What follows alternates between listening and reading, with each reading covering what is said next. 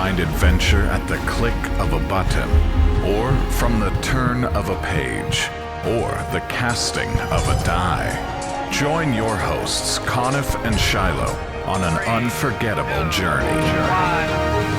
Questing the Multiverse.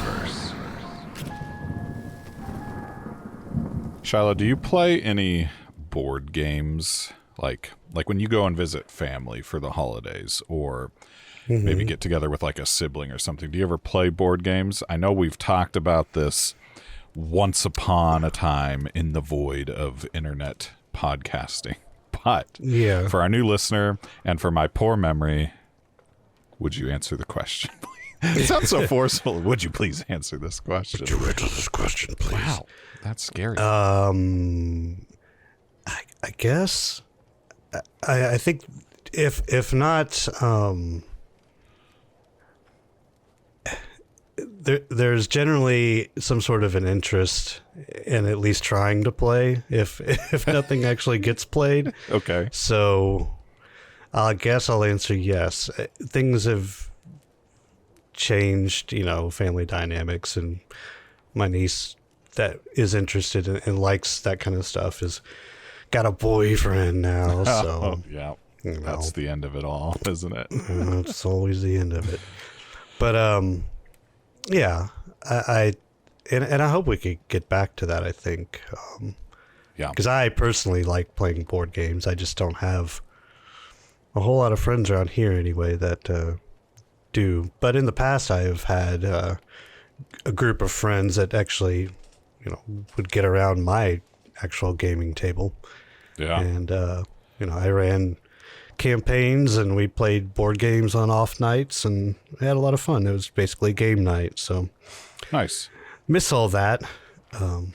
Obviously, I'm in the pseudo table making business for that sort of thing. So it's kind of sad that I don't get to partake in that kind of stuff anymore. But I know you are. I mean, you ran a podcast about that, yes. So. Well, I was going to say, like, I got to play my number one board game of all time this past weekend. Well, That's Friday. Wiz Wars? That is Wiz War. See? And so Wiz War has been around since you've been around, and probably maybe not so long. Time. Yeah, but it's been around since like the early 80s. It was created by a fellow named Tom Jolly. And the premise is you play as wizards that are locked in a maze and have treasure, and you're trying to steal the other wizards' treasure or burn them to a crisp with a fireball, whichever comes first or is more convenient. So yeah, as wizards do. As wizards do. And so at some point, Fantasy Flight Games, which is well known in the board game sphere, they have quite a few tabletop systems, I think, under their umbrella. I know, like, the Star Wars, it was like, I don't know what the system itself is called, but I'm pretty sure it's a Final Fantasy. Edge of the Empire. Or Final Fantasy. Edge of the Empire. Fantasy Flight Games, I'm pretty sure that's their deal. Yeah, and then I think it is. Yeah, they do like X-Wing miniatures, I think Star Wars Armada, like some of those like miniature games. But they, of course, have board games and have had board games for a while. Well, at some point, maybe this was early 2000s, they got the rights to Wiz War. And a little other known fact about Wiz War is that it was the game with Cosmic Encounter, which is another one of those board games also that Fantasy Flight Games owns or did. I have been out of like the whole who's who in board games for a few years now, so I may be wrong, but both those two games, Wiz War and Cosmic Encounter, are credited by Richard Garfield for inspiring Magic the Gathering. Okay. So that's kind of the pedigree we're talking about here. But as you know, like, Wiz War's been my favorite board game for a while. And Fantasy Flight's 8th edition that they put out, I think started in like 2011 or 2012, is gorgeous. Like, it has miniatures for the wizards. There's miniatures for these like beasts you can turn into, and the whole premise of this game, as we mentioned, hasn't changed. So it's still your wizards locked in a maze, and you've got treasure, and you're trying to steal other wizards' treasure or burn them to a crisp with a fireball. Like, that's still stayed the same, but there's a lot of like cool now, like, you know, tokens and stuff. And Fantasy Flight Games is known for their like production of, you know, tokens and bits and bobs and all this stuff in the box. And so I got to play it, and I introduced it to 4 guys on a game night last Friday. And about like 20 minutes in, 2 of them were like, this might be the greatest board game I've ever played. Because such things happened, like locking someone inside of a room with yourself and then punching each other to death. Another guy, he was the first one to like step foot into another wizard's area, which then had that player hunting him down for the rest of the game to cast attack spells at him. It was brilliant. But all in all, like, it was just a blast. And if we ever get together, if this whole like fantastical retreat idea that's been tossed around amongst our friends ever manifests, I will bring this game and we will play it, and it will be a glorious time. So it sounds like fun. I think you would have a ton of fun. And I know, like, for the people that enjoy like beer, since you don't drink, but like those of us that do, that would come to this retreat, like, it's a beer and pretzels game at its core, and it's just a ton of fun. But that's like, aside from like video games and, you know, whatever, like, that's really what I've been up to. Is I got to play that. My soul was at peace. I lost, but I always lose, but it's just fun to teach that game anyway. But the winning play was that whole being locked in a room. It's because I built a wall and someone else built another wall, and so me and this other player were trapped in just a single square, just casting attack spells to whittle down our HP. And if I would have killed him, he would have dropped a treasure onto my home base, which is one of the ways you win for anyone who's never played. And then he would have died, which would have given me my second point, and I would have won. Well, the other person, who was also almost there for the victory, just cast an attack spell on the square adjacent to ours, and it hit our square too, and like nuked us for like 6 damage or something. It was great. So that's what I've been up to. I won't get into all the video game stuff, because I think I'm kind of like saving it for whenever we do pick up Final Fantasy 14 episodes, I guess, or discussion topics. So what have you been up to, Shiloh, now that you finally have returned to work and you're off your vacation? Yeah, off staycation. That's been just trying to get back into the swing of things at work. I've also there's been kind of this sort of lull, I guess, in the video game, at least for me, probably because I dove so hard because I didn't really have a whole lot to do on my staycation. Yeah. So it's come at a good time, I suppose. But I've been watching season 2 of The Wheel of Time. Okay. And it's actually, I like it better than season 1. They changed one of the actors, Matt Carthon, to someone different. Not that really makes that much of a difference, but that's just one thing that I noticed about the show in general. But it's got me interested because I do own the first 3 books of The Wheel of Time, and I just I've tried to read the first one, and I just like, it's just so many names. There goes my question I was going to have for you, so. Yeah, but I'm thinking about picking those up because I know our buddy Arda said that season 2, there's something different about what they did in season 2 as opposed to the books are, which is the general theme in all adaptations. I mean, movie adaptations can't be per script.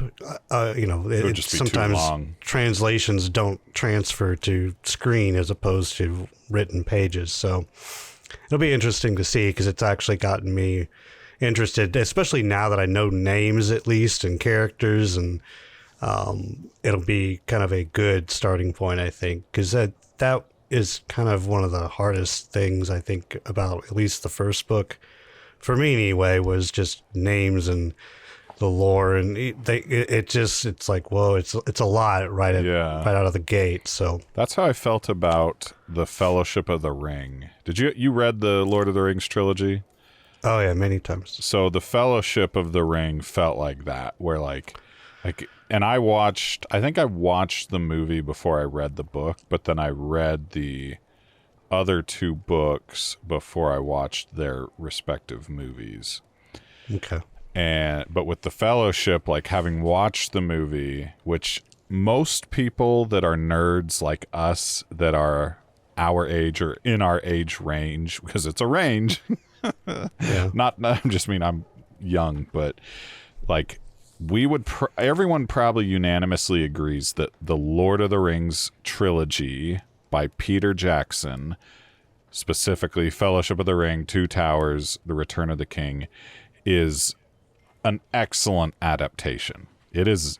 There are parts that are very different from the book, parts that are just straight up omitted, like everything to do with Tom Bombadil and the Barrows Down or something.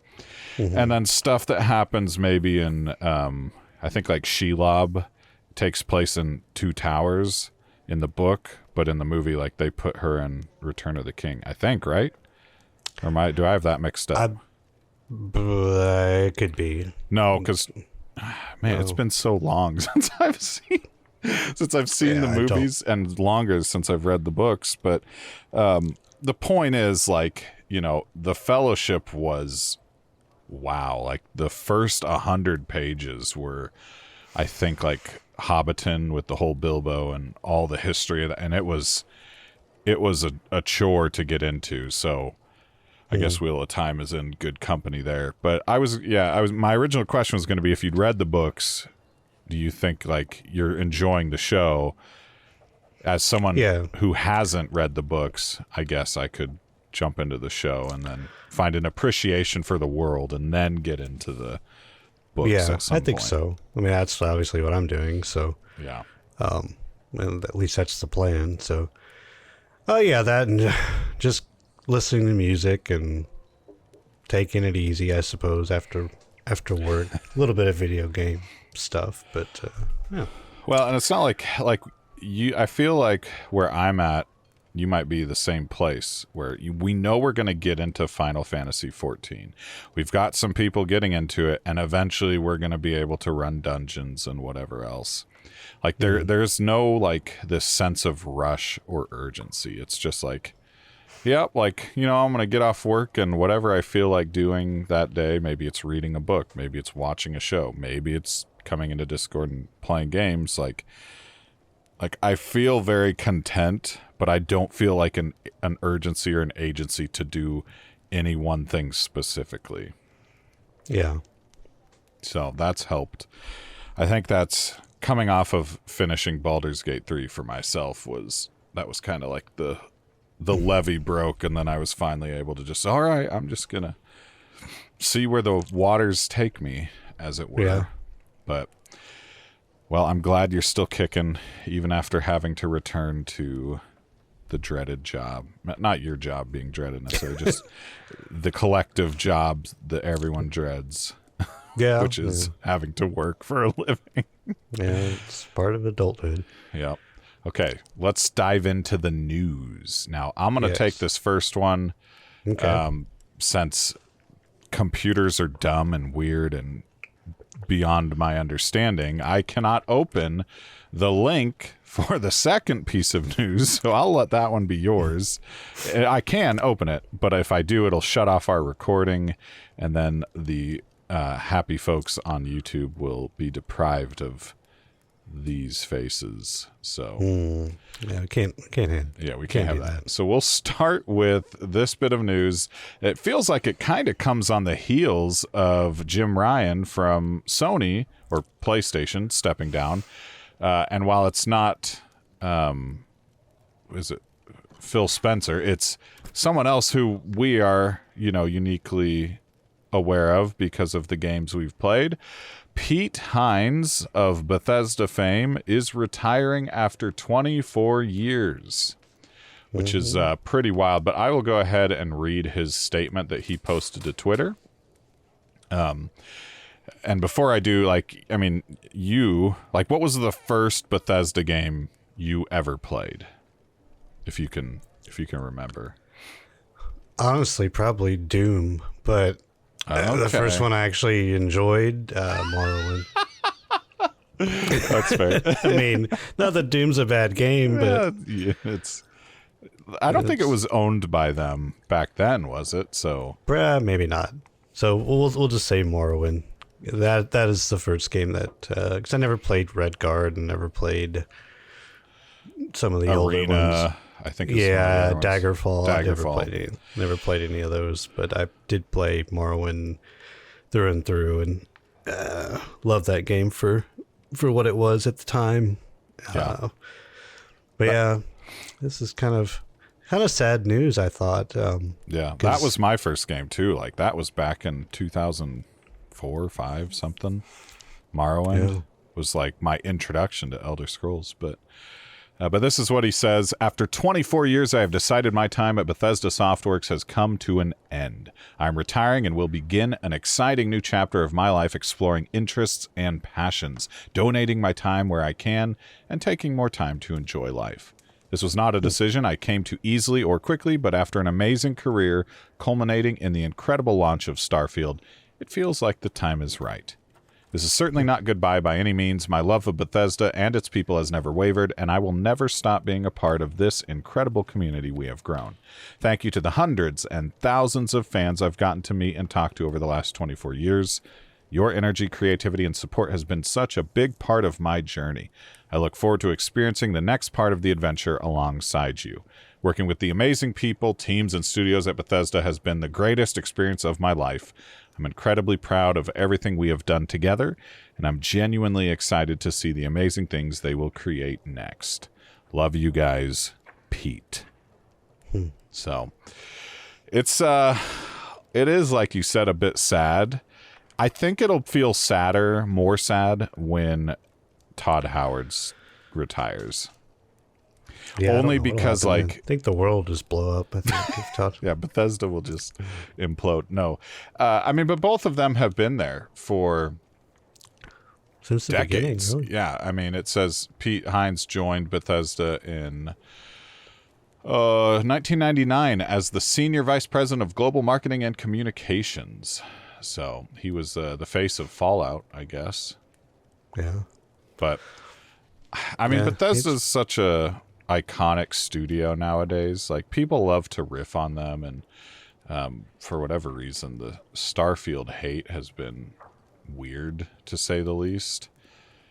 But like they put out some incredible and iconic games over the last 20 years even, and before that, but like really like Morrowind was, in my opinion, because they launched that on Xbox, that really kick-started the fame and fortune that they're known for now. So definitely sad. You have any thoughts? It'd just be weird for future Bethesda game, because you always see Pete. He's always announcing something, and then he's generally followed by Todd or vice versa. So it'll be really kind of strange to see someone else up there, I guess. Announcing stuff. And actually, if you think about this, whenever Elder Scrolls 6 comes out, initially Pete would have probably been the person to announce it, like kind of do like officially announce and it. We have this trailer for you all to watch, and now who knows? I don't know who would come into that light. So that's a really good point, because like while Todd would be the one to then take the stage to talk about it, it was always Pete that was the one that was like, let's take a look at what we're working on now, and like that type of stuff. And so he was always like that figurehead. So it's fascinating. I think we're going to see more of this. I don't know that I could name that many more heads of studios, like truthfully, but like, we're going to start seeing that these people that have been working in the industry since the 90s, they're going to start retiring, especially when they come from these studios that have really turned a profit, over the entire time that they've been around. Like, you're going to start seeing these retirees or whatever. I know that this isn't, well, it is gaming, but it's not, we didn't have this in the notes, but at this year, the voice of Mario was retiring from being the voice of Mario, and he's now going to be the Mario ambassador or something, which is a pretty sweet title. But right. He's retired. Like, that's iconic. I mean, Mario is arguably the most well-known video game entity of all time. Everybody in the world knows the Mario Bros. You say Mario, I don't think of an actual Italian man. I think of the dude in the red jumpsuit and hat who goes down pipes and eats mushrooms. So, which is not my uncle. So, maybe mine. So that's sad. All right, let's enough. Pete Hines, he's seen his time. What do you have for us? Miss next? you, Pete. But who knows when we'll, or in what capacity we'll see him? Like, that's true. What does retirement entail, or what? Will he be? Yeah, I don't know. We'll have to wait and see. Time will tell on that one. But all right, so the next bit of news. I just thought this was interesting because this is a game that is not necessarily been in the forefront of games that are going to be coming out maybe next year. We have probably Ashes of Creation, but who knows on that one. Throne and Liberty, I think that's pretty much guaranteed at this point. Blue Protocol, if anime MMO is your thing. And other than that, this, I guess, the before mentioned in our show Nightingale, which is not really an MMO, but it might be an MMO light, I guess you would call it. It's going to be like Destiny. Wasn't that? I think it's going to be more like Destiny, but more survival, team based, but more like hub oriented for its Guild Wars 1 as well. Mm-hmm, gotcha. But this is an actual MMO. So PAX Day, and I think that this game looks absolutely stunning. Like, the visuals in this game look really, really good. But that doesn't really say much about a game. We'll just have to wait and see on that. But PAX Day reveals classic MMO foundation. That's probably a good thing, I suppose, with a game like this. Yeah. PvP details, combat gear, and more structure. So it's been shown, but not really talked about a whole lot. So this is kind of fairly big news. So in a new blog shared in the official Discord, the team lays out their vision. They've kept silent on purpose in order to wait until everything was ready for them to share a fuller story of their outline. So that would explain why we haven't really heard a whole lot about it. So the team wants to have a classic MMO foundation with the basic elements of the Holy Trinity: tank, healer, DPS, health points, endurance, and some degree of aggro management. So taunting, or who knows how that will work out. Yeah. But however, since PAX Day is a sandbox, you'll have full control over your own role without a traditional class system. So that's interesting. I'm guessing more of a New World style, perhaps. So there's not really classes. You are kind of, if you pick up a shield, you probably invest. But it looks like they're also going to have kind of a skill thing, maybe a little bit more like traditional, like Skyrim, where you level up your weapon skills, depending if you pick up a life staff or however that works, or a sword and board. You're probably better at tanking and that sort of thing. Well, that's kind of what like New World was going for. From what I've seen at PAX Day, that sounds like what if you took like the New World weapon system and put that concept into Elden Ring. Mm-hmm. Yeah. It's kind of the vibe so far, I'm kind of sold on this so far anyway. Yeah. It's one of those games that just doesn't get... I feel like it doesn't really get much buzz in social media surrounding it. And it's probably because, like, you really only hear about Ashes because Ashes is so much... so transparent. Like, Intrepid's like, this is exactly what we're doing. Here you go. Take a look. And so all the MMO streamers and content creators and personalities will talk about that one, but then PAX Day is just kind of this unknown entity, and hopefully it can make a splash, because I would like to see one. I have this whole concept that we're going to talk about sometime on the show, Shiloh, and that concept is very pointedly the MMO as we know it is dead and it won't come back. That's kind of the topic, but we're not going to spoil it now. We're not going to talk about that now, but that's a whole thing that I've kind of been dwelling on. And PAX Day, as you said, looking to be more of that classic MMO or have a classic MMO foundation will be that'll be nice for us. Yeah, this could have something to do. So PAX Day is created, or looks like it was founded by Mainframe is the name of this. It's an independent venture-backed game developer. Okay. Founded in 2019 by 13 game industry veterans, mainly from CCP and Remedy.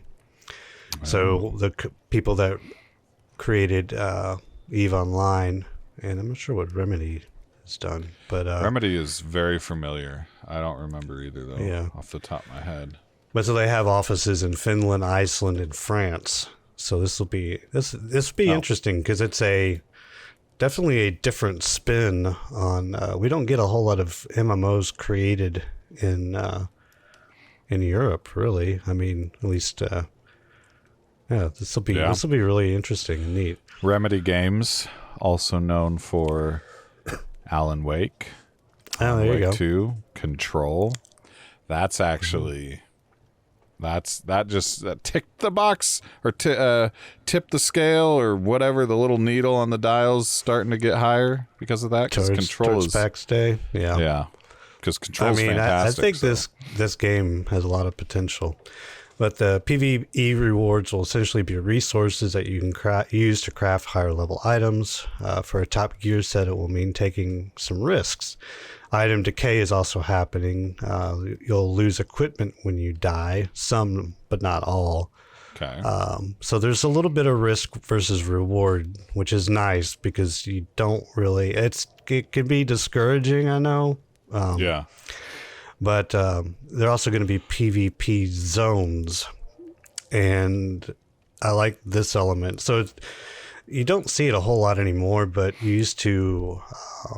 Like the Arathi Highlands in WoW was a PvP zone. Okay. I know Asheron's Call 2 had zones that PvP wasn't really a thing until you got to these particular zones. And unfortunately, eventually this resulted in like zone line camping for, griefing and that kind of stuff. Yeah. So that might be why a lot of games have kind of gotten away from that. But I like this idea of if you want some of the good stuff, or not necessarily the greatest stuff in the world, but maybe it's more plentiful in these PvP zones and you really have to enter these PvP zones. But and you just become instantly flag once you enter the zone.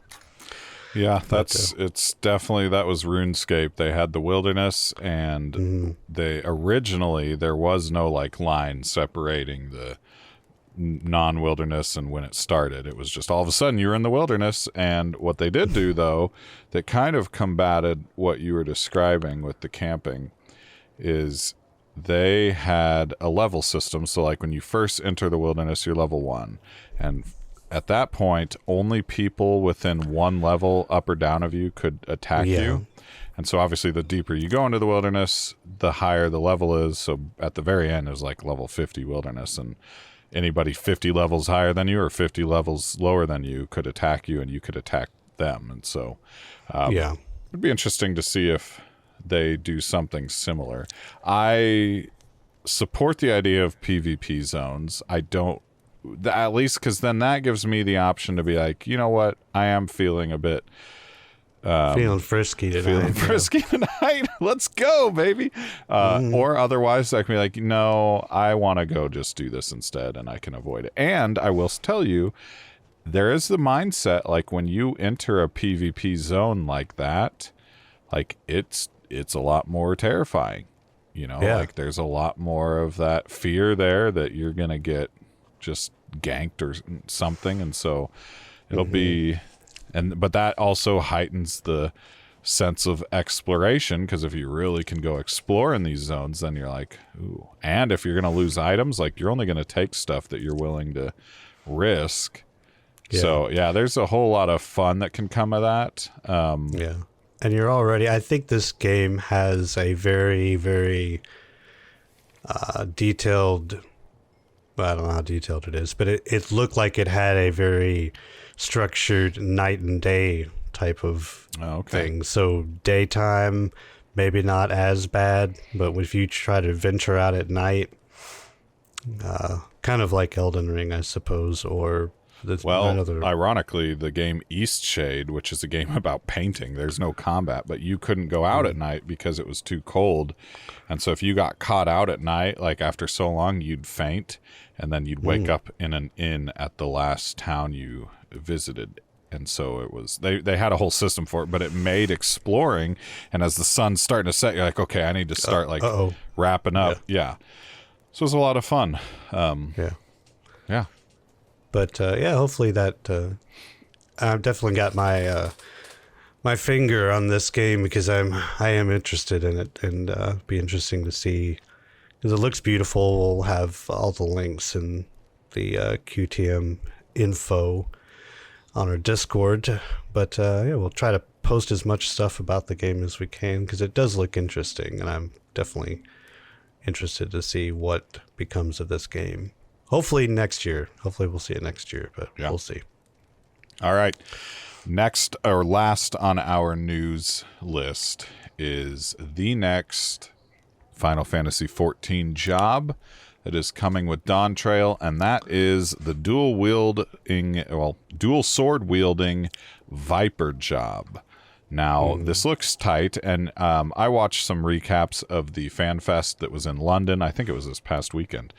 And there was, I think, an extended teaser trailer of Dawn Trail, and the character, the Warrior of Light, goes from dual wielding swords to then attaching them together like Darth Maul and then using like a double-bladed sword. So that is going to be a feature of this job as well. It's going to be a melee DPS job specifically. And then I'm speaking of this like I'm an expert. I'm brand new to Final Fantasy XIV. I'm having a blast. But as I have learned, Yoshi P is a pretty big deal in the Final Fantasy XIV world, and he came out on stage dressed like the class or the job with two swords, and I guess it's been a fun thing. But I think a lot of people, Tempest included, were hoping that it wasn't like a swashbuckler or a pirate themed job, and I would say this is not. But then I also watched a video, and there's going to be a second job that's going to be okay. So, well, let's let the expert, or the certainly more expert than me, fellow talk, because I'm brand new and I'm along for the ride. But what do you make of this? Yeah, the job itself looks interesting and fine and good, I suppose, especially if you're been wanting a dual wield. This is really the only other. Well, rogues and ninjas can dual wield. Yeah. But it's the only class, or sorry, job that really dual wields. So that will appease a lot of people. I'm more interested in this next class, which I have, or sorry, job. God, just call them classes. We just need to be broken enough. We'll get there. I guess so. Anyway, the next job is the a next caster, job, right? which should be a magic-based DPS, and no one really knows. But there's been a lot of hints, and Yoshi P actually, the last event that, I don't even know what that was, whatever it was, in the summer, was wearing a Teenage Mutant Ninja Turtles t-shirt. And these t-shirts that he wears to these events are they're like clues for neat. The community. That's really neat. And so a lot of people have been digging and trying to figure out, well, what is... So we already have mutant class. They already have ninjas. Yeah, is it going to be a turtle? My initial thought was, well, maybe the Kojin, which are like a turtle race, and maybe that'll be a playable race, which I don't think it's going to be. I think it's simple to figure out that I think female Hrothgar are going to be in the game, which are kind of the wolf men, because they don't have a female version, because they introduced bunny boys, as Zeppelin would say, to and Walker. Yeah. And they didn't exist. The only Vieira could be female. So I think that's pretty spot on. Like, that's going to be the obvious thing as far as the new race is concerned. It's just going to be a female version of the Hrothgar. Interesting. But the class, the second class, is still up in the air. And there's been a lot of talk about, well, maybe it's a green mage. I've heard that mentioned. Which you have to do a lot of digging, I guess, in Final Fantasy lore that I don't understand. I played a few games, and that's really about it. It's not in my wheelhouse, as I like to say. But this green mage, I guess, is going to be more of maybe possibly an affliction type dot. Because they took away a lot of the summoner dots when they redid Summoner. They kind of made the Summoner more like heavy summons, lots just pure damage, and maybe that this magic class is going to be some sort of a dot-based green mage. But that's speculation. Who knows? I really don't know. Do you remember when we played Slay the Spire for GG Party Chat, and the second of the characters or whatever you could be was that like poison, like green warrior looking person? Yeah.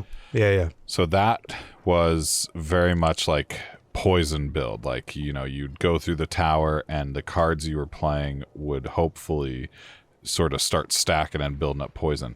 I think that'd be pretty fun. Like, I've always liked playing dot type builds in MMOs or just games in general, because like, if you can just start putting those damage over times on the enemies, but then you just can evade long enough, you'll kill them. And so there's, you can maybe play a little more conservatively. I mean, that was Condi Elemental. That's a dot build in Guild Wars 2. So yeah, my Harbinger is really good at that too. It's another dot based Viper. Speaking of Viper, but yeah, it's anyway. Guild Wars 2 aside, it's it looks interesting, and this job looks interesting. But I am interested a little bit more in the next job that'll get released. So we'll have to wait and see what kind of costumes Yoshi comes up with for the next festival, which I have no idea when that will be. But it's got to be soon, because it looks like open beta is coming to the Xbox in January or February. That's what Tempest was saying. So yeah, that's pretty soon. It'll be fun. Yeah. So hopefully they release this second job soon, and we can kind of get excited about that. Either way, these jobs won't be available till level 80, so they'll be unlocked at 80. So end game jobs. And I'm still leveling my Pugilist, which isn't even a monk yet. So we will get there, but All right. That caps us off for the news. Are you ready for the... Ladies and gentlemen, the moment you've been waiting for. Video Game Face-Off!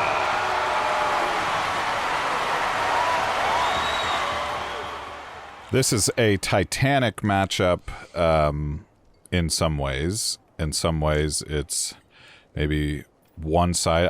I'm struggling on where I'm going to land on this one, but this is Fortnite versus Elder Scrolls Online, and instantly I've drawn the attention of a lot of our good friends who are going to be very annoyed at me. Maybe. We'll see. So I will explain what Fortnite is for those who somehow don't know. Shiloh will explain what ESO is for those who somehow don't know. And then we'll kind of give our knee-jerk reactions and see if we have to go to the fabled or dreaded video game face-off rating system. Oof. So Fortnite is the biggest game of the last 10 years. I can say that because it's passed since Minecraft came out. The biggest video game release of the past 10 years. Everyone in the entire world knew what Fortnite is at one point in 2018 when the Battle Royale was exploding. We were paying, streamers were making like $500,000 a stream. It was nutso. And to this day, I mean, it's popular, but to this day, there's sort of this just like amalgamation of brands now. Like you can load up Fortnite and you might see Boba Fett fighting against Goku with guns, you know. And so it's just this whole thing, and like the game is really, to its credit, evolved since its original offering. And its original offering was going to be its Save the World, which is a single player sort of tower defense game, which is a lot of fun, honestly. There's, you know, like you would build up these bases and put traps and stuff, and then you'd get like legendary, you know, these cool item drop and weapon drops and stuff and upgrades and all this stuff, and you'd fight these zombies, and it was fun.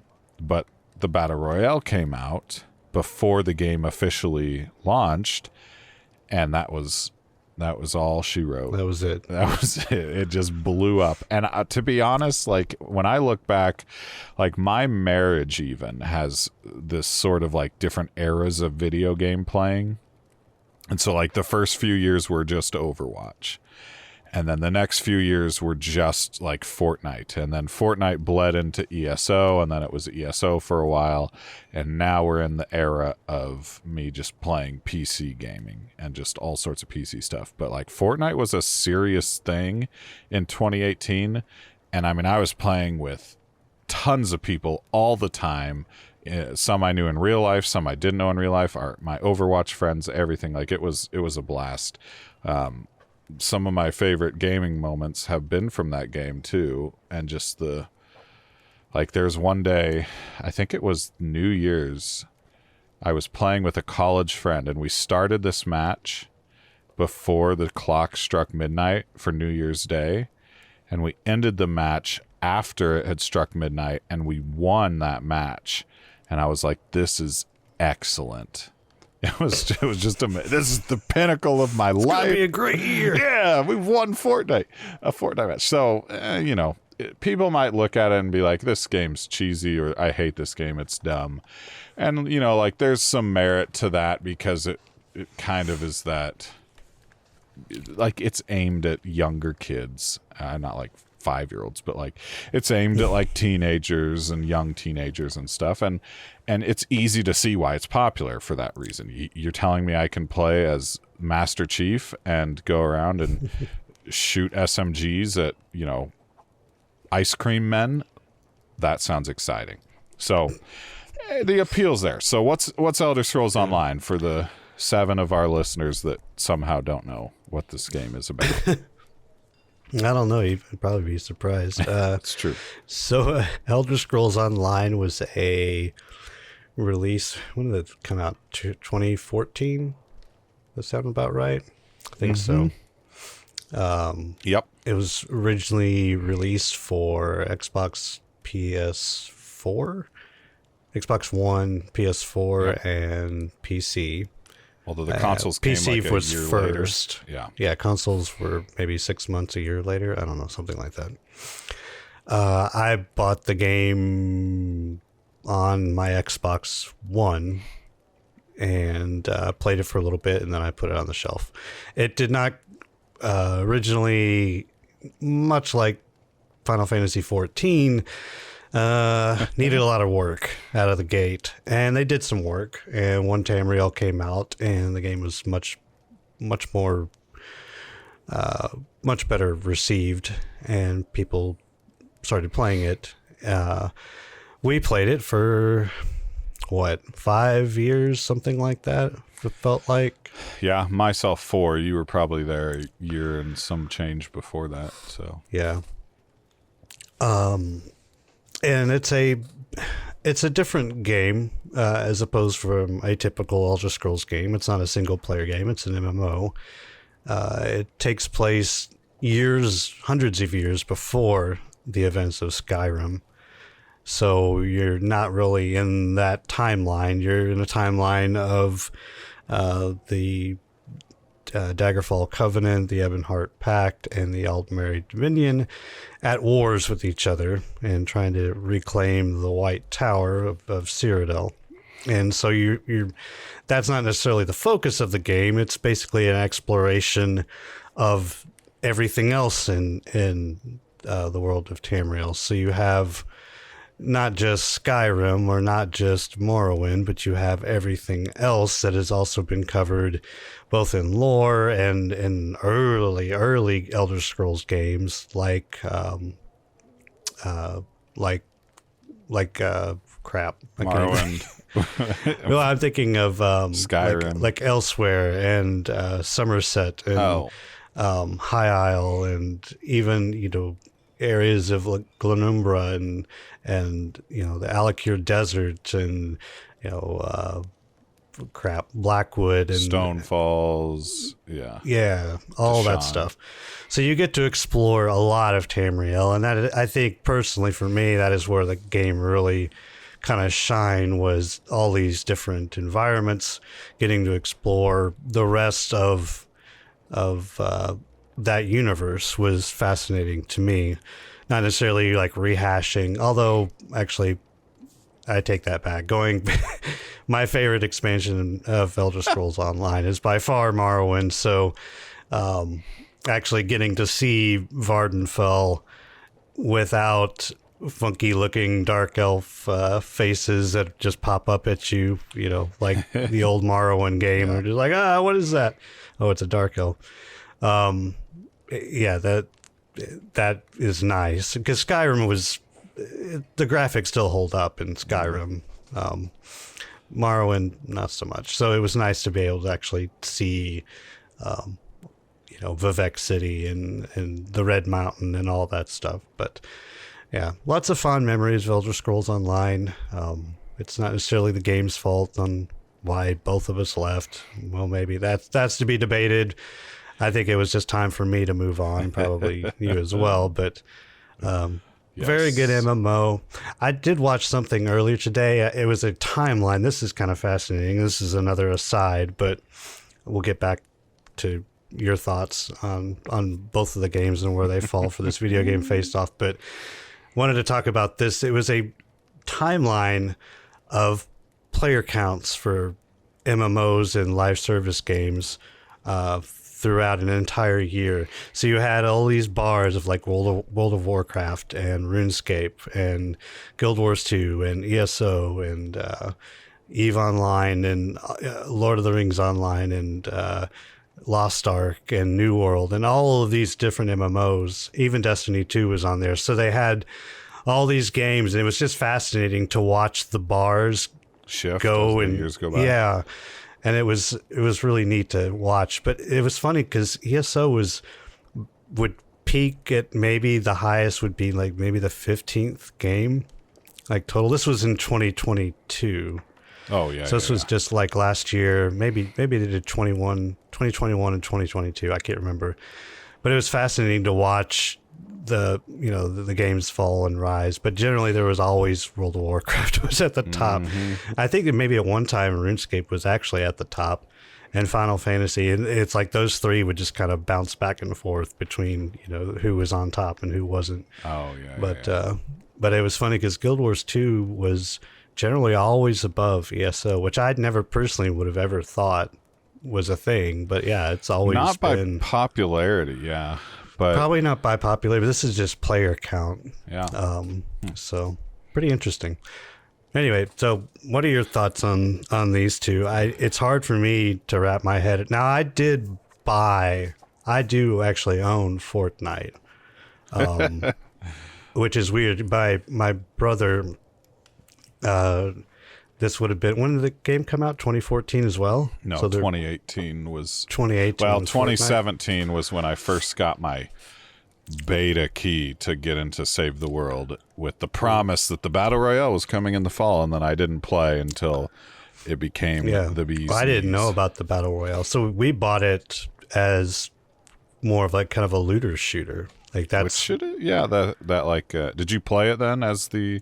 Yeah, so I played it for the Save the World thing, which I really did like Save the World. The problem was nobody wanted to play it. No one wanted to play it. Wanted to play Battle Royale. Well, we had fun, but I guess I didn't really do any of the fort building. That was my brother Jeremy's. Yeah, that was his job. I just was like, okay, I'll just try to keep zombies away or whatever. That'll be my job. But it was a lot of fun, and it was fairly challenging, I guess, in parts. I don't remember a whole lot of it. We just kind of fell off of it and were like, well, that was interesting, and it was fun. And then it became what it is now. So, and I've played the Battle Royale maybe a few times. It's interesting. It's fun. It's just not my style of gameplay. But yeah, I actually, for the few Battle Royale games that I've played, it's probably the best. I mean, it's hard for me to say. I'm not an expert by any stretch of the imagination, but it is what it is, and it's hard to deny Fortnite. So, but I don't know what you're gonna. So say. That's where I'm struggling, because objectively, Fortnite is the better game. Like, you cannot argue with the fact that Fortnite did a Marshmello, Travis Scott, I don't know how many other people they've had since Marshmello was the first, like a live show in a game. In the middle of a match, you'd go to this location and a live concert would take place. Like, that's just all sorts of wild. But on top of that, you've got this game that has become so synonymous with gaming that people, like, they've pulled the biggest brands into the game for brand deals and for crossovers. Marvel, Star Wars, you've got anime, you've got Master Chief, like I said, Master Chief earlier. Like, there's so much I couldn't even list them all, and that even Destiny 2. Yeah, Destiny 2 did one. And I should look it up sometime, because it'd be really fascinating to see. But like, Epic Games knew what they had, and they executed it perfectly and made mountains of money off of a free game. Literal, like, mountains worth of money. And not just them, but the content creators were making mountains of money playing this game. I mean, Ninja had like 100,000 viewers at one time on Twitch because of it.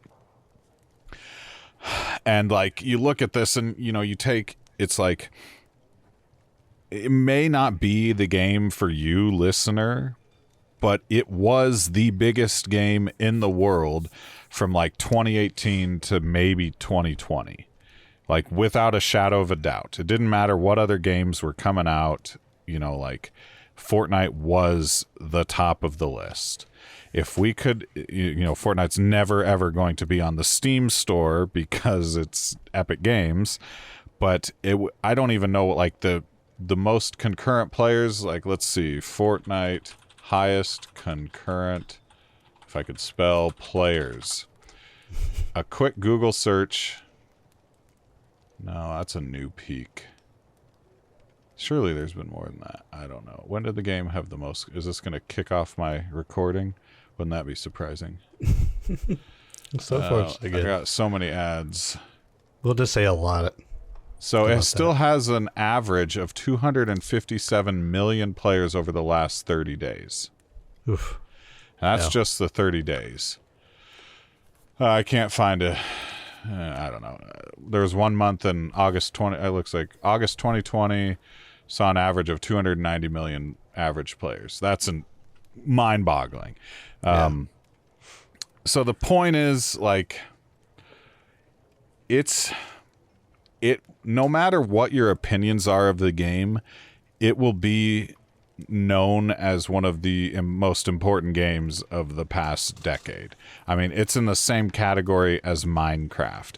You could probably put it in the same category as something like Tetris, which is arguably the most sold game of all time, which Minecraft is number 2.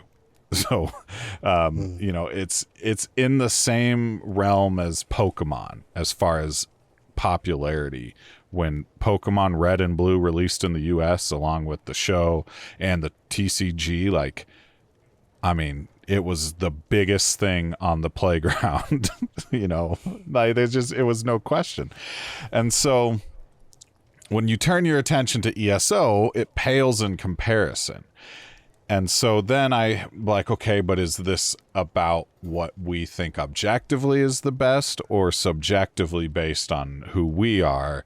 And that's where I'm struggling, because I do like both games and I like both styles of games. And for the first, like I said, several years of my marriage, I was strictly playing, you know, PvP shooters. And growing up, Halo 2, Halo 3, Guitar Hero, which is not a PvP shooter, but there is a PvP element to it when you're battling other players with your little plastic guitars and stuff.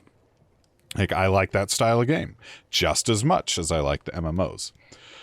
So I'm struggling on which one I'm going to lean with. Which are you going with, ESO?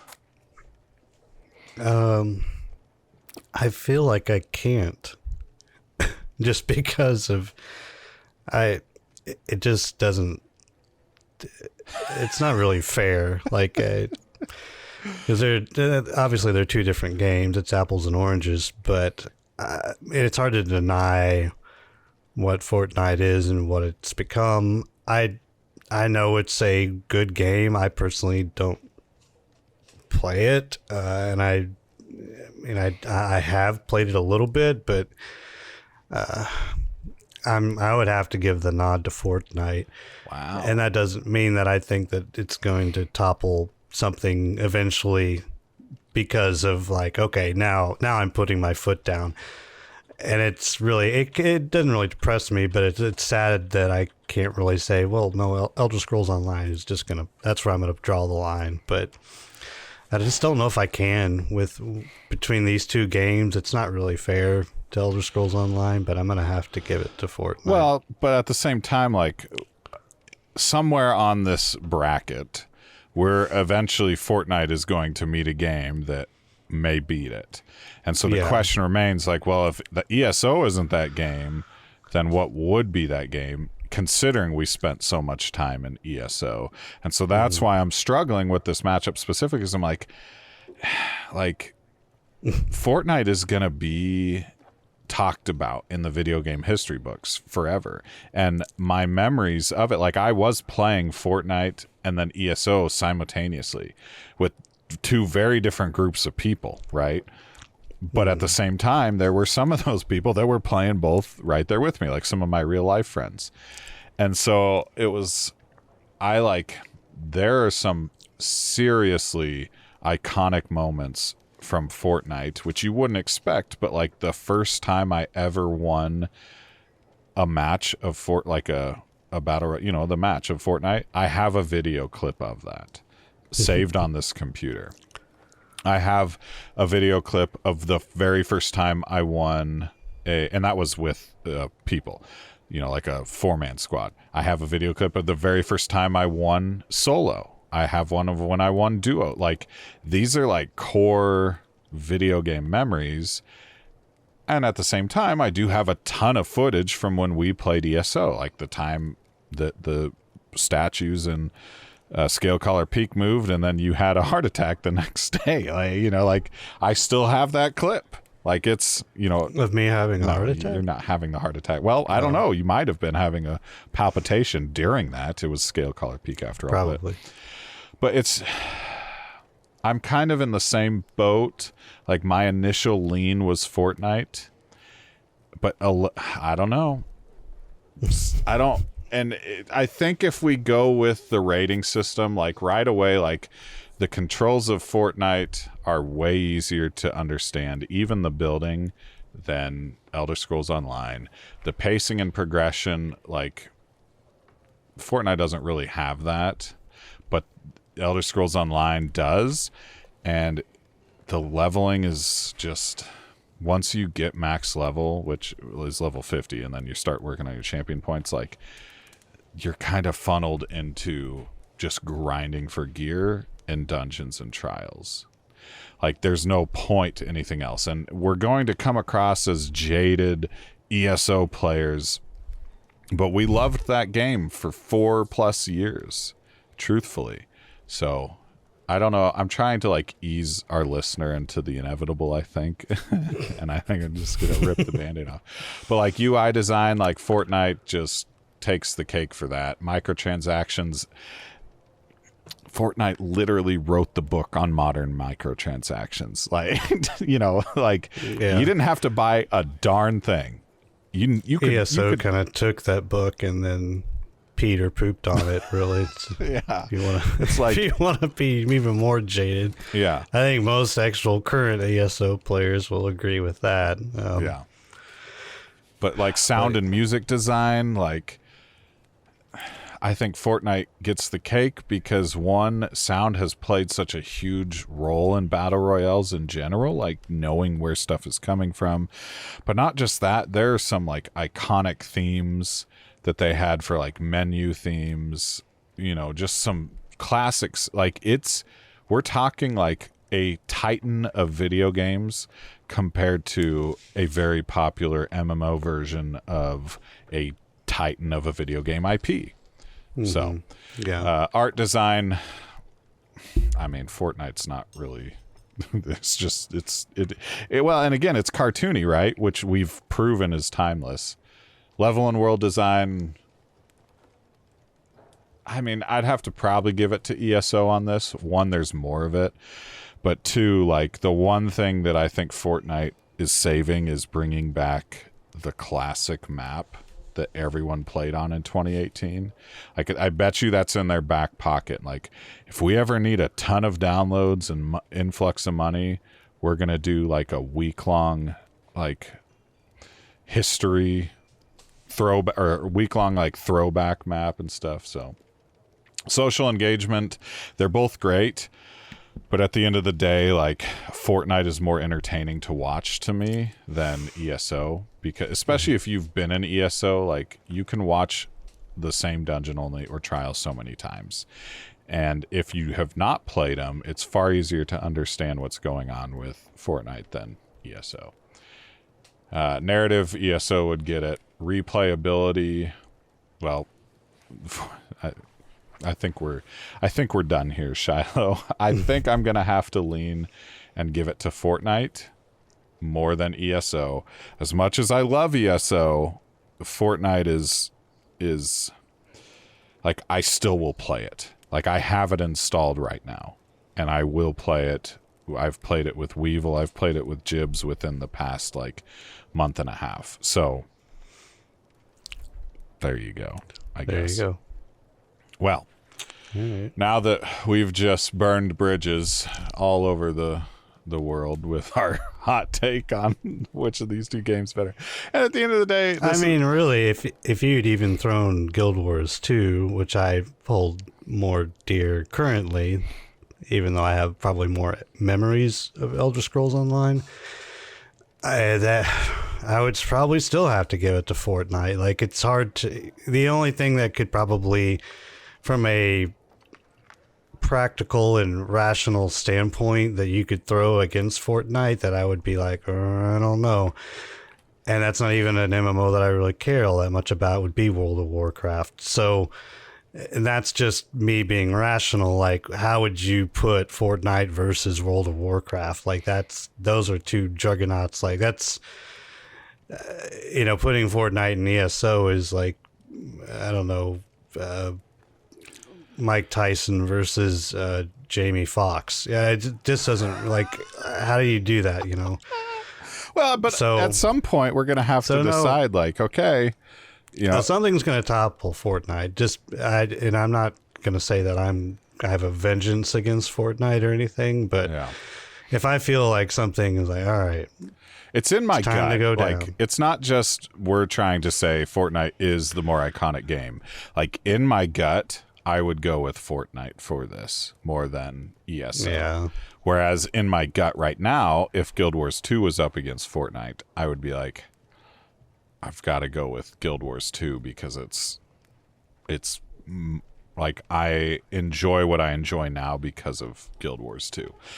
But at the same time, like, I played Fortnite in the beginning year and a half of ESO concurrently, and the only reason I stopped playing Fortnite is because I had literally played nothing but Fortnite for like a year and a half, and then ESO, and I was just moving into ESO. So yeah, that's a very annoying razor sound. Thanks. The listener will hear that, but you won't. So I'm not going to go find it. All right. I don't have a fancy bumper for this, but we're going to move in. I'm going to make one because we're going to bring this sort of segment. This is kind of like a trial run, but we're going to bring this style of segment. Oh, I forgot to mention. Let's back it up a bit.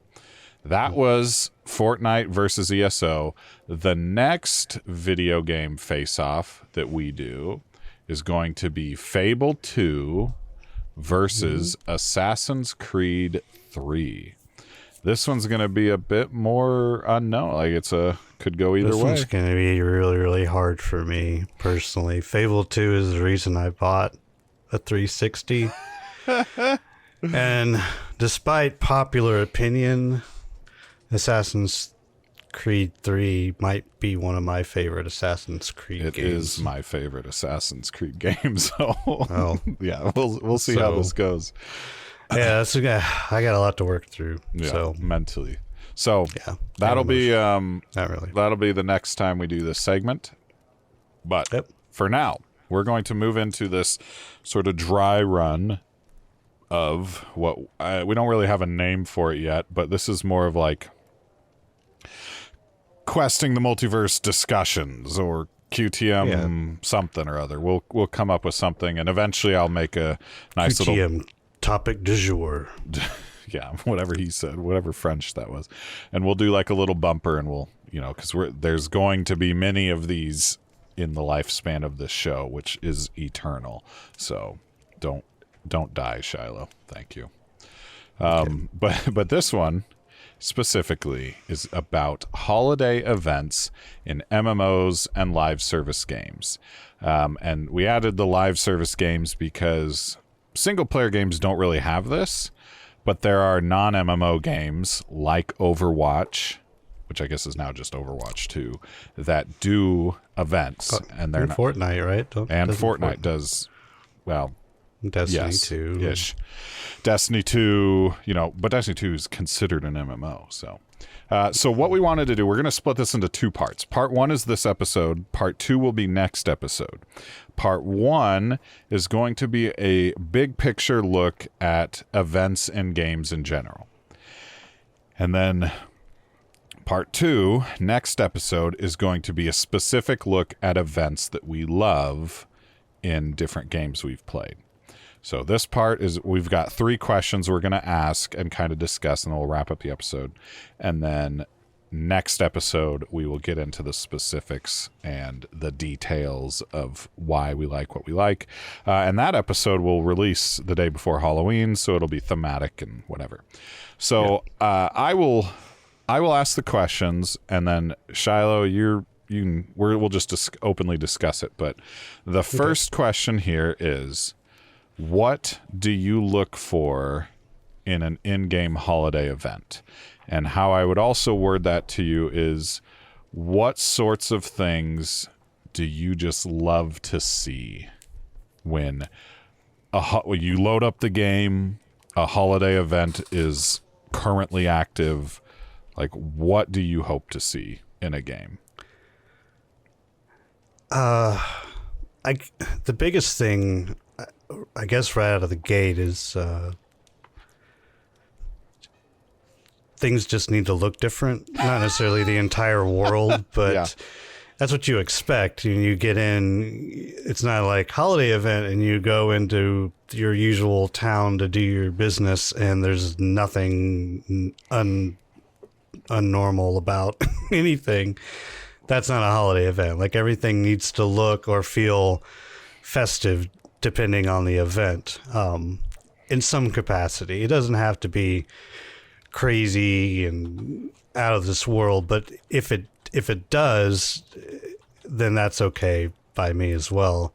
Of course, that is all. If like a Halloween event, things need to look quote unquote more spooky, or there needs to be I don't know, a goblin, or talking to you, or witches and ghouls and all that kind of stuff. If it's a Christmas event, there needs to be snowflakes and snowmen and stuff like that to make it feel wintry. But I guess that's right out of the gate. That is it's what you look for. Is, well, okay, what kind of theme are we going for here? Like, and you can generally, in most MMOs and live service games, like in Destiny 2, you really only had the tower. So anytime you had an in-game event, it was just the tower was decorated, and I'm sure that that's still the case today. Yeah. And most of these other MMOs, you go to town, and sometimes if you go out of town, like, there's still decorations and things and themes, and that's always kind of an extra bonus, I think. But that is the first thing that I look for. I'm like, okay, what's different? What's going on here? Okay. So you fired up and you want to see, like, you immediately want to see, okay, the game has gotten this holiday coat of paint. Yeah. Yeah. I 100% agree with that. Like, and even down to like the menu or the whatever it is. Like Overwatch was good with that. Like, when it was the event, you'd fire up the game, the menu was the theme of the event. And so I just want to load into this. And music can be a part of that too. A huge part of that as well. You don't always get that. I know, because I just recently did a little bit of New World's Halloween event, and music didn't really change. At least maybe it did. I don't know, but it wasn't noticeable. Like, say this is maybe a little bit drastic, but when you fly into the tower in Destiny 2, and the music is just like doop doop doop doop doop doop doop, as opposed to the usual Destiny music, you're like, okay, something's going on. Or like the Christmas of course, in music. a fantasy MMO, it might be a little bit more obscured. Like, it's hard to kind of make it feel like, wow, this is just completely different. Well, there's still, like, I mean, when you look, like, musically, right? Like, you think of organs, not human organs. The musical instrument organ, like, that has Halloween vibes. You think of bells, that has sort of a Christmas vibe. You think of like maracas or stuff like that. That's more of a summer vibe. You've got more of a festive, like celebration, sun, whatever. Steel drums, like the beach, and so that does play a huge part of it. And and that is something that we've seen, and people have been tapping into that for a long time in video game events, where like, There's going to be that creepy organ music in a minor key that makes it, a little more mysterious and spooky and sad. And that's going to be Halloween. And then you've got the bells and the sounds of chestnuts roasting on an open fire or something. And you've got piano and, that's Christmas, So I totally agree with you. When I load up that game, I want it to look and sound different than what it normally is. Mm-hmm. I would add to that question. So, what do you look for in an in-game holiday event? My next thing would be, I want activities that are unique to that event. Yeah.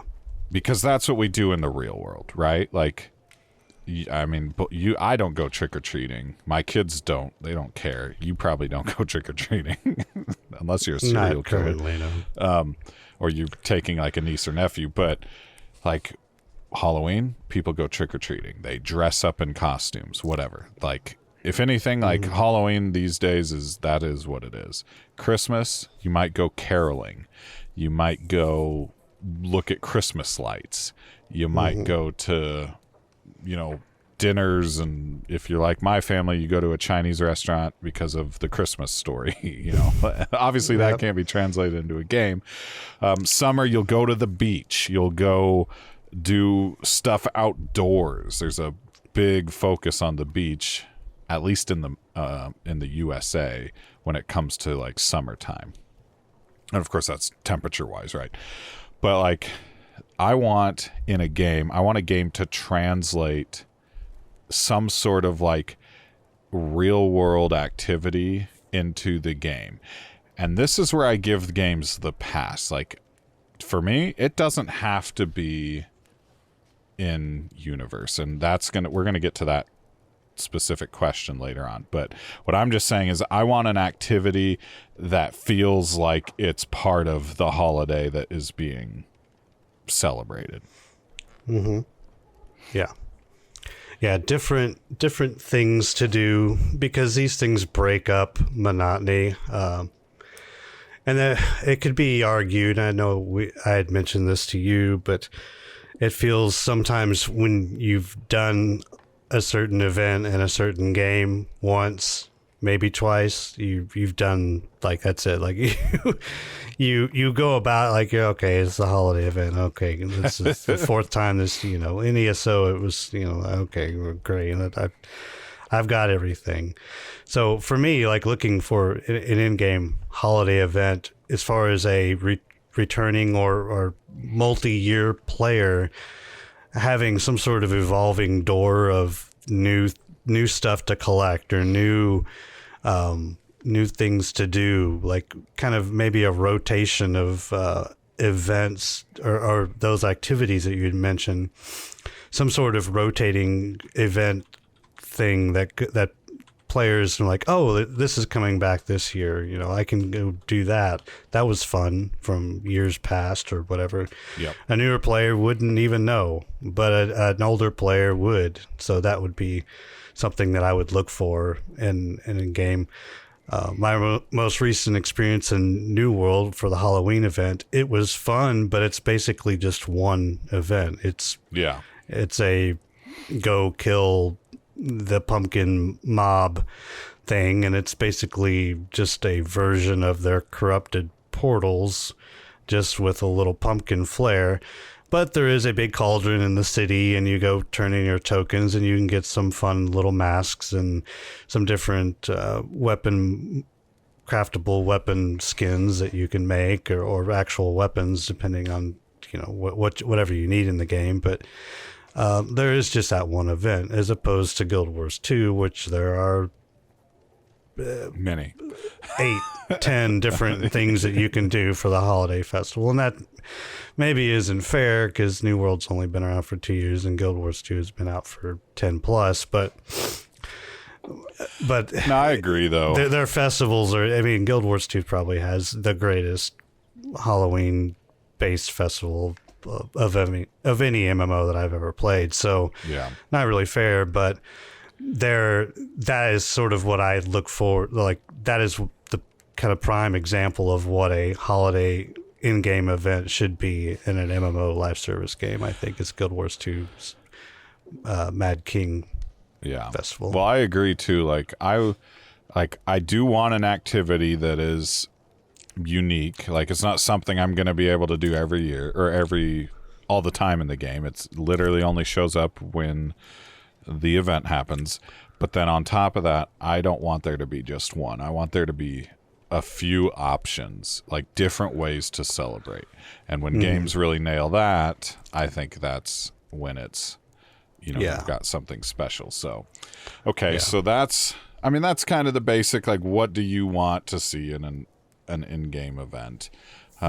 Let's flip the coin. What do you not like when you see it in holiday events?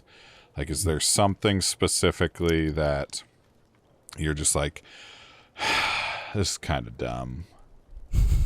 It could be mechanical. It could be like the way rewards are done, or whatever. Is there anything that comes to your head, off the top of your head, I should say?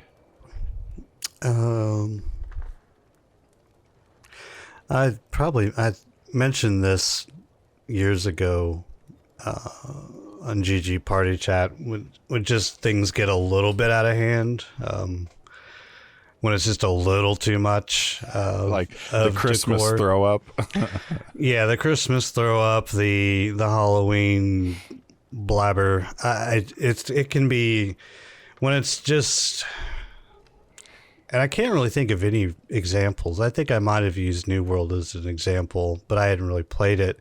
Yeah. And their Christmas theme, and it was probably just from one picture of that big tree in the town square, and I just looked at it and I was like, oh god, that looks bad. Which I promise it isn't. Like, it is, to its credit, it looks tastefully done in game. So, but just like over the top. Then you don't want it to be like. Yeah, I can't think of any particular examples of what I do not like, other than the fact of just having one thing and that's it, or having just that one thing over and over each year doesn't really give a whole lot of, credence or precedent for anybody else to be a returning player for that second event, for their second event being like, oh, great, I get to go do this again. Like, I don't really see that. That doesn't really appeal to me. Like, if you just have it out there and it's like a one and done sort of thing, that doesn't really, that's not good. What I don't want to see is the limited time rewards or heavy microtransaction. So RuneScape is under a lot of blast right now for its Halloween event being basically 75% microtransaction related. And the problem with that is RuneScape used to have very good holiday events. They were entirely in-game done. There was no microtransactions back then, but they were all like quests or like a mini quest, and then you'd get items. But then they would also theme parts of the world, with this holiday and stuff. So it used to be really good. And so what I don't like is when the rewards are like playing into the fear of missing out. Yeah. Because what that does is then it's like, okay, well, so the entire time this event is on, I can't do anything other than the event, because otherwise I'm going to miss out on something. Yeah. Because you never, in like some games, like, well, I never know if I'm going to be able to get this specific thing again. Like, you'll never be able to get that specific gear or a style of armor in Destiny 2 again, because you have to play this event during this year to get it. That's just an example. But like, I don't like to see that, because like, then all you're doing, and especially this time of year when you've got Halloween and then Christmas in such close relation as far as in-game events go. And some games might even have like a mini like Thanksgiving style event. I know World of Warcraft had one, and then it ended up getting removed because of some other country or culture. It's a whole thing, I guess. But like they had a Halloween, and then a Thanksgiving, and then Christmas. And when you make rewards and activities, or the activities give these rewards that are like this year only, or like in order to get it, you're going to have to do an astronomical amount of this activity during the event just to get enough of the currency to get it. Like, then all you're doing for the entire month of October is that one tiny aspect of the game. Yeah. And then a month later, effectively all you're doing is one little tiny aspect of the game for the Christmas event in order to get the same concept but Christmassy. And so that's just really frustrating, because I like it instead, like, okay, these rewards will be here next year. We're just going to keep adding new rewards. And then you can say, okay, well, I like this event, but there are other things I want to do in this game, so I'm going to go do those. I may not get what I want this year, but it'll be there next year, and I can always go for that like specific item again. So I like that, and I do not like when they basically force you into the activity and that activity alone when there's literally this gargantuan game around it. Overwatch was good about not doing this, because they were, they had the event, but the event didn't really give you, at least originally, it didn't give you anything specific. It was just a completely different way of playing the game. And so you could load into that, or you could load into the regular game, but you never felt like you were missing it by not playing the event if you were like, you know what, I just want an evening of just the regular game. So I like that. Yeah. I agree. In fact, that one thing that I need to add about what I look for in an in-game holiday event, if you're not going to make, I do like for returning, for multi-year player that's actually seen, this event past the first time around, where it's not novel anymore, adding currency or some sort of reason to do these events that actually relate to the game as a long-term game is kind of key. And that can also translate to a first-time player, because they'll be able to get both sides of the coin, but then a returning player can be like, well, I'll do some of this event because it will give me X, Y, or Z. I know, for example, Guild Wars 2, you have what they they refer to, this is Muckluck's term, is what do they call it? An orphan karma run. So with Christmas. Yeah, so there's a Christmas event where you can kind of donate toys to all the little orphans, which I think is a great, brilliant idea. It's just a fun little thing to do, and it's very, very. It feels good to give to little virtual orphans. It does. It feels good, and it feels very Christmassy to actually have your character run around and give little toys and gifts to these little orphan children. But it gives you karma, which you need in the game to get certain things. So it's a brilliant kind of thing, because it actually, you get karma, which is just this currency that you use down the road, but the fact that you get karma is kind of ingenious, because that's sort of what it would be in real life, I suppose. I'm trying to think of other examples, but so I don't like when I'm trying to think of.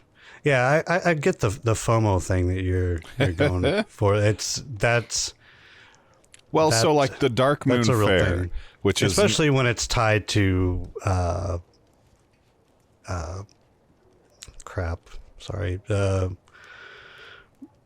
buying actual real money. Like a microtransaction. Yes. When it's tied into that, that's just really, really bad and distasteful. But I mean, I get why companies do it. Yep. Destiny 2 does it.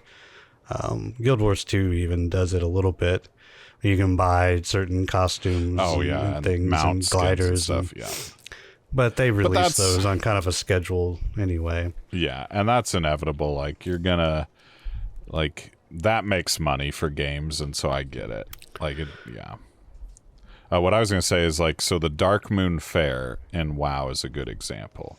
It comes up every month, once a week for every month.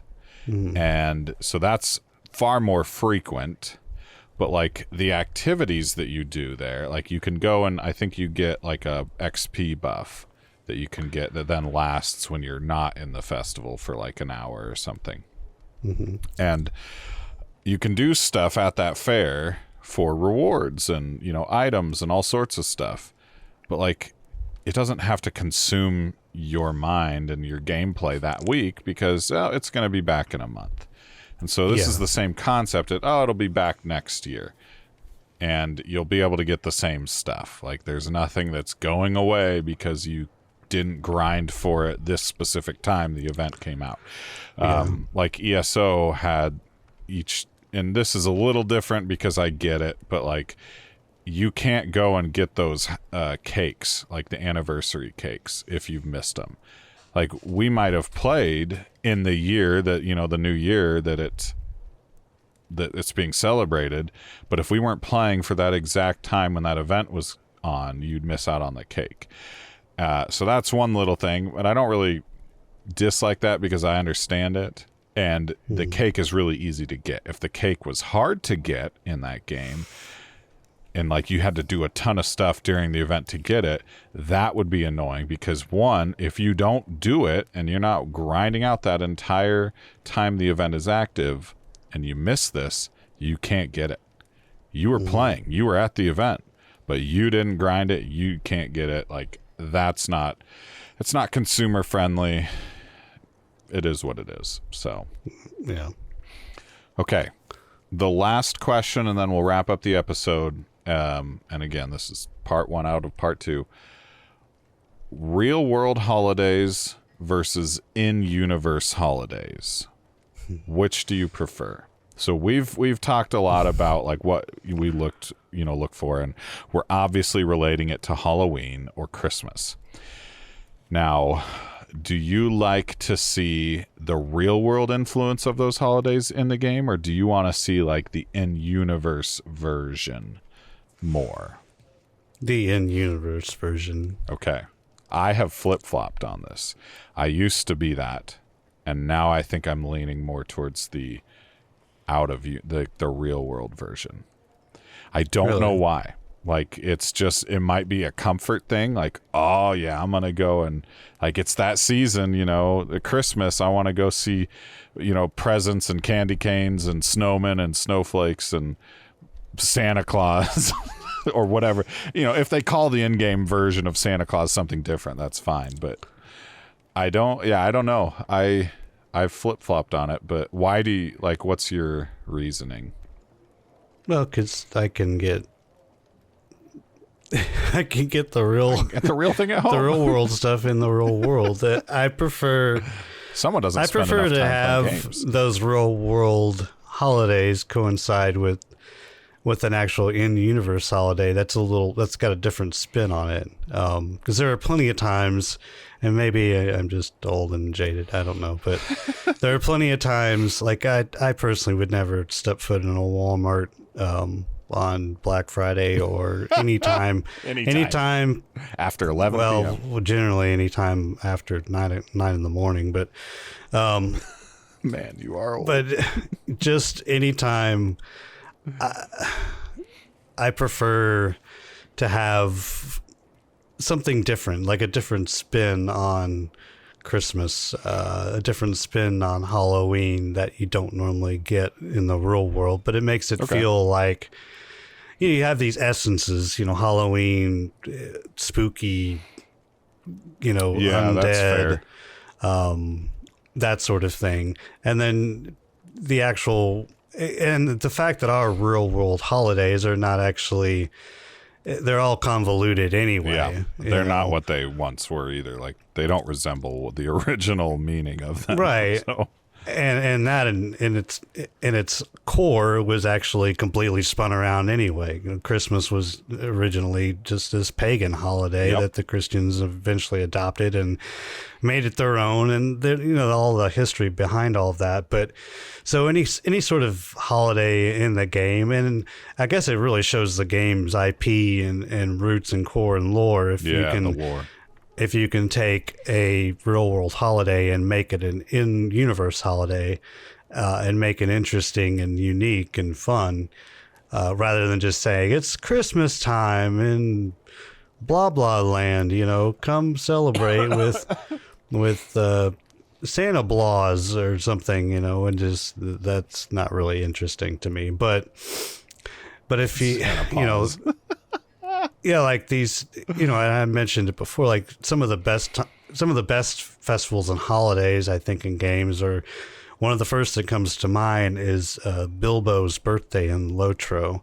So there's this whole festival in Hobbiton where you go and it's Bilbo's birthday. And so you get to actually go to the play, you get to go to Hobbiton and you know, have all the little hobbits, and it's Bilbo, and he gets up on the stage, and there are fireworks, and Gandalf shows up and shoots more fireworks, and there's, you know, big crowds of people, but there's all these little events and fun little hobbit stuff to do in that game, and I think that's brilliant.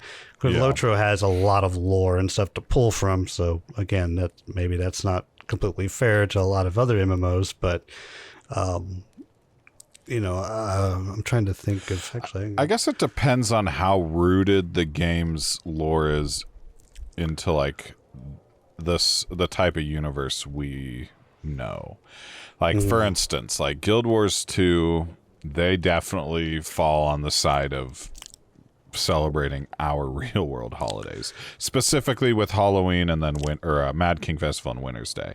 But then there's like the other holidays that they have, like Dragon Bash or the Festival of the Four Winds or stuff, and those are specific to the game.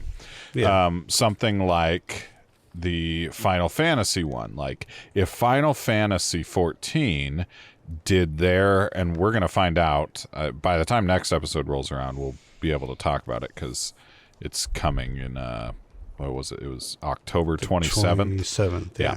And so if they did a Halloween festival like Guild Wars 2, I think it would feel a little weird because the world of Final Fantasy 14 is just so different from like ours. Like humans in that game are just so different from the type of humans that we are, really, which is maybe a silly thing to suggest considering it's a video game, but just the world itself doesn't really fit what like a Halloween throw up like Guild Wars 2 has. Well, I mean, then again, you have flying cars in that game, which but that's so fair. You know, I think it does lend itself to more of a traditional, like, this is a real world holiday. The only festival that I truly honestly got to really partake in was the Starlight Celebration last year, and it was fun. It was very real worldy. They had but they did have a really fun quest line that you don't really see a whole lot in these MMOs, and maybe that is part of the FOMO part of it, but I really enjoyed the fact that they actually had a fun little quest line as part of their Starlight Celebration. You don't really see that too much in a lot of these celebrations. Like there was the one in Guild Wars 2 last year where you got the book, the backpack. Yep. That was kind of neat. You did a lot of the lore and kind of dug around, and that was cool. But kind of a combination of those two things, I think, is really where Final Fantasy XIV might fall into place. Okay. Yeah, and to kind of wrap it up, like, for Christmas and Halloween, it's really hard to not let the real world influence come through.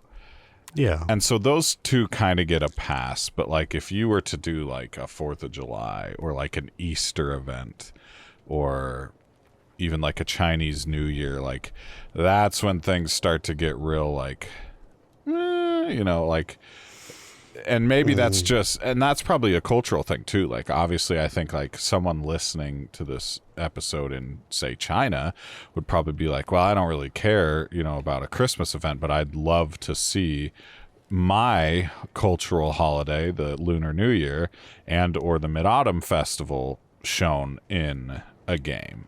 And so again, this is going to be from the lens and the perspective of two Midwestern Americanas. And so that's always going to, but that's just kind of without being said, like it's obvious. And so I think like if maybe they also include, these games also include an event that's like specific to that game's lore or two to kind of balance it out, like that's really fun. Yeah, like the Foshnot Festival in Fallout 76. That is really unique, but that's also based on real world lore too, like the game itself is. So, but yeah, and then I guess that's unique though. That's a good call out because Foshnot Festival is the only way that most people would have known that existed is because of Fallout 76. But that festival has been going on in Helvetia, West Virginia for, decades.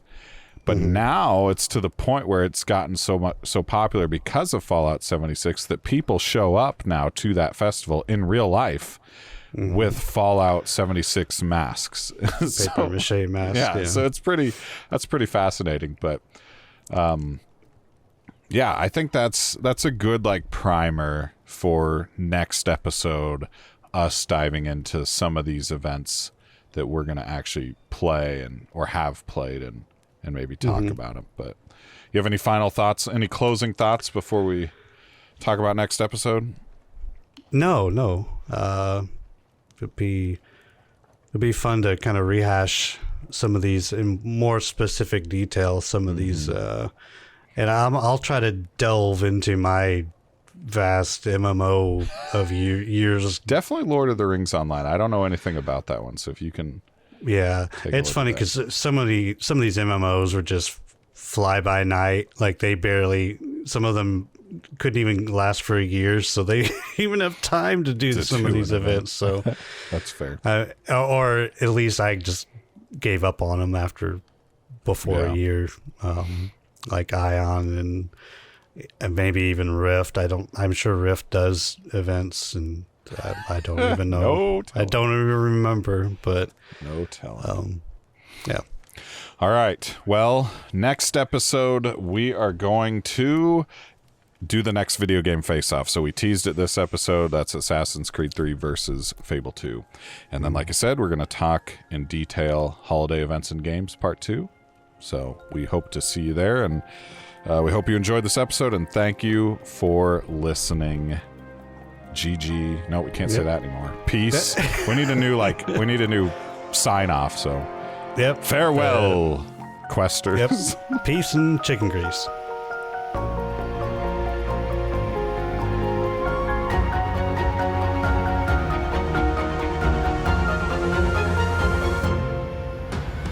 Questing the Multiverse is brought to you in part by Conniff Productions, How's Wood Designs, and Joel Crawford. To follow along with our adventures, please follow us on Twitter at QTM Podcast and consider joining our Discord, a link of which can be found in the show notes or in our Twitter bio. Want your questions or comments read on the show? Email us at questingthemultiverse@gmail.com. Finally, if you enjoyed this episode, please consider giving us a review or a follow wherever you listen to podcasts. Thank you for listening.